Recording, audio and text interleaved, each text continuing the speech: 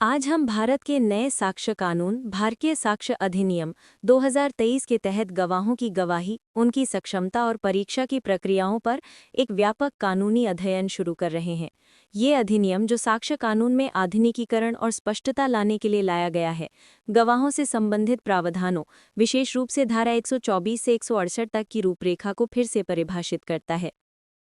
भारतीय साक्ष्य अधिनियम 2023 बीएसए ने भारतीय साक्ष्य अधिनियम 1872 आईईए का स्थान लिया है।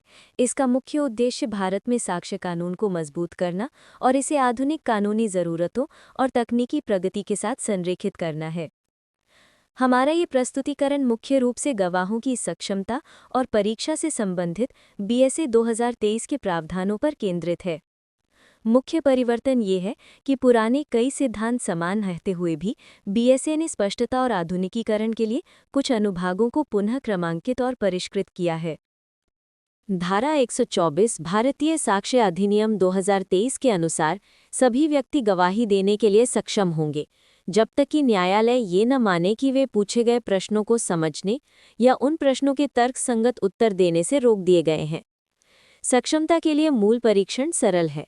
एक व्यक्ति सक्षम है यदि उसमें दो क्षमताएं हैं: न्यायालय द्वारा पूछे गए प्रश्नों को समझने की क्षमता, उन प्रश्नों के तर्कसंगत उत्तर देने की क्षमता। गवाही देने की सक्षमता पर कोई रोक नहीं है। न तो अपराध, न ही पिछली सजाएं, न ही मामले में हित या किसी पार्टी से संबंध किसी गवाह को अयोग्य ठहराता है। बीएसए 2023 गवाहों की विशेष श्रेणियों के लिए प्रावधान करता है। बाल गवाह, चाइल्ड विटनेसेस, धारा 124-125। बच्चे सक्षम होते हैं यदि वे मूल परीक्षण को संतुष्ट करते हैं, यानी प्रश्नों को समझने और तर्कसंगत उत्तर देने की क्षमता रखते हैं। न्यायालय को उनकी क्षमता का पता लगाने के लिए एक प्रारंभिक परीक्षा या वॉइडायर आयोजित करनी होगी। अकेली उम्र सक्षमता का निर्धारण नहीं करती, बच्चे की समझ और तर्कसंगतता निर्णायक कारक हैं। पागल और विकृत चित्त वाले व्यक्ति, lunatics and persons of unsound mind, धारा 124। ये तब सक्षम होते हैं जब उनकी स्थिति उन्हें प्रश्नों को समझने और तर्कसंगत उत्तर देने से नहीं रोकती। परीक्षण गवाही देने के समय लागू होता है, न कि घटना के समय। मूक गवाह, डम विटनेसेस, धारा 125। ये लेखन, संकेतों या किसी भी तरीके से साक्ष्य दे सकते हैं जिससे वे अपनी बात को बोधगम्य बना सकें। ऐसे साक्ष्य को मौखिक साक्ष्य माना जाता है और इसका वही महत्व होता है जो बोले गए साक्ष्य का होता है। बीएसए कुछ संचारों को विशेषाधिकार प्राप्त मानता है। पति पत्नी, धारा 126। परिस्थिति में एक व्यक्ति अपने जीवनसाथी के विरुद्ध गवाही देने के लिए सक्षम है, हालांकि उन्हें विवाह के दौरान किए गए संचारों का खुलासा करने के लिए बाध्य नहीं किया जा सकता। ये वैवाहिक गोपनीयता की रक्षा करता है।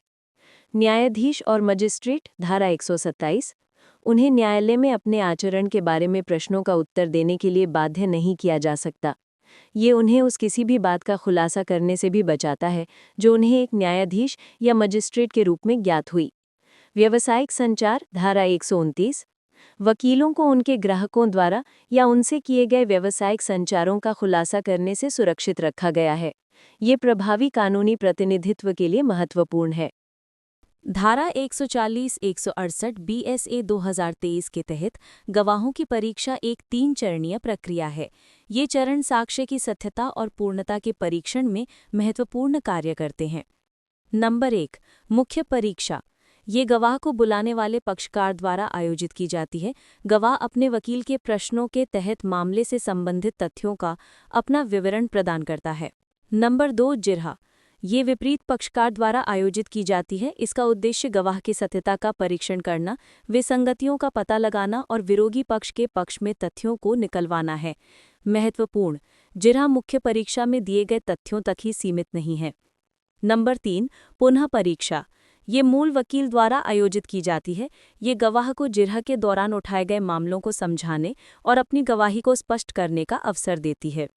मुख्य परीक्षा, धारा 142 वो परीक्षा है जो साक्ष्य को उस पक्ष के मामले के समर्थन में निकालने के लिए की जाती है जो गवाह को बुलाता है। अग्रणी प्रश्न क्या है? धारा 143। एक ऐसा प्रश्न जो उस उत्तर का सुझाव देता है जिसे पूछने वाला व्यक्ति चाहता है या प्राप्त करने की अपेक्षा करता है। ये गवाह को एक विशेष उत्तर की ओर ले जाता है। नियम धारा 144 अदालत की अनुमति के बिना मुख्य परीक्षा या पुनः परीक्षा में अग्रणी प्रश्न नहीं पूछे जाने चाहिए। अपवाद धारा 145 अग्रणी प्रश्न पूछे जा सकते हैं यदि वे परिचयात्मक या औपचारिक मामलों, विवादित तथ्यों या पहले से पर्याप्त रूप से सिद्ध हो चुके मामलों से संबंधित हों। जिरह क्रॉस एग्जामिनेशन है जो धारा 142 और 152 के तहत आती है। विपरीत पक्षकार द्वारा आयोजित गवाह की परीक्षा है जिसका उद्देश्य गवाह की गवाही की सत्यता और पूर्णता का परीक्षण करना है। जिरह का उद्देश्य सत्यता का परीक्षण करना, गवाह के चरित्र पर चोट करके उसकी साख को कम करना, विपरीत पक्षकार के पक्ष में तथ्यों को निकलवाना। दायरा और वैध प्रश्न जिरह मुख्य परीक्षा में दिए गए तथ्यों तक सीमित नहीं है। धारा 152 के तहत गवाह के चरित्र को चोट पहुंचाकर उसकी साख को हिलाने के लिए प्रश्न पूछे जा सकते हैं, भले ही उत्तर उन्हें अपराधी बनाने की प्रवृत्ति रखता हो। पुनः परीक्षा का उद्देश्य जिरह के दौरान उठाए गए मामलों को समझाना या स्पष्ट करना है। इसका दायरा उन मामलों पर निर्देशित होना चाहिए जो जिरह में संदर्भित थे। नए मामले के परिचय के लिए न्यायालय की अनुमति आवश्यक है और यदि अनुमति दी जाती है तो विपरीत पक्ष को उस नए मामले पर आगे जिरह करने की अनुमति होगी। पक्षद्रोही गवाह धारा 157 वो होता है जिसे किसी पक्षकार द्वारा बुलाया जाता है लेकिन वह सत्य बताने को अनिच्छुक होता है या जानबूझकर न्यायालय से सत्य को छिपा रहा होता है। परीक्षा के लिए प्रक्रिया न्यायालय अपने विवेक से उस पक्षकार को जिसने गवाह को बुलाया है कोई भी प्रश्न पूछने की अनुमति दे सकता है जो विपरीत पक्षकार द्वारा जिरह में पूछे जा सकते थे। साक्ष्य पर प्रभाव पक्षद्रोही गवाह के साक्ष्य को स्वचालित रूप से अस्वीकार नहीं किया जाता है। इसके बजाय न्यायालय को दिए जाने वाले महत्व का सावधानीपूर्वक आंकलन करना चाहिए। न्यायालय उस हिस्से को स्वीकार कर सकता है जो अन्य साक्ष्य से समर्थित हो। पुष्टिकरण पक्षद्रोही गवाह की गवाही के मूल्यांकन में महत्वपूर्ण हो जाता है। पुष्टिकरण कोरोबरेशन धारा 159 किसी तथ्य के संबंध में गवाह के पूर्ववर्ती कथनों को बाद की गवाही को पुष्ट करने के लिए सिद्ध किया जा सकता है। ये समय के साथ स्थिरता दिखाकर गवाह के साक्ष्य की विश्वसनीयता को मजबूत करता है।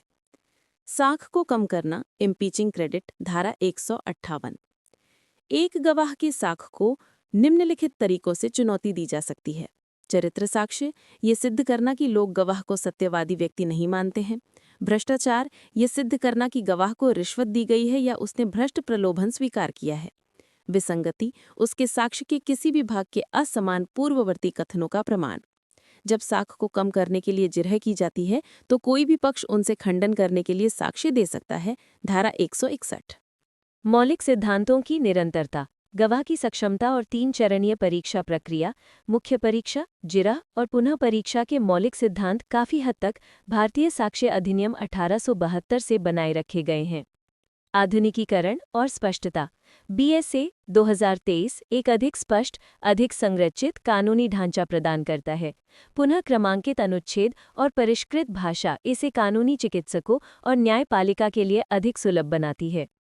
मूल ढांचा एक गवाह की सक्षमता प्रश्नों को समझने और तर्कसंगत उत्तर देने की उसकी सक्षमता द्वारा निर्धारित की जाती है। परीक्षा प्रक्रिया प्रस्तुत किए गए साक्ष्य की सत्यता और पूर्णता का परीक्षण करने के लिए एक संरचित मंत्र है। अंत में विस्तृत विश्लेषण और न्यायिक व्याख्याओं के लिए भारतीय साक्ष्य अधिनियम 2023 के पूर्ण पाठ का संदर्भ लें। धन्यवाद।